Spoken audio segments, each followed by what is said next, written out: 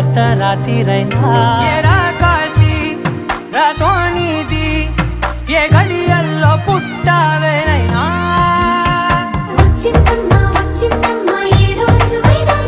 నా ఊహల్లో నా ఊరేగింది నువ్వమ్మా నా బ్రహ్మచర్యం బాకీ చెరిపేసిందమ్మా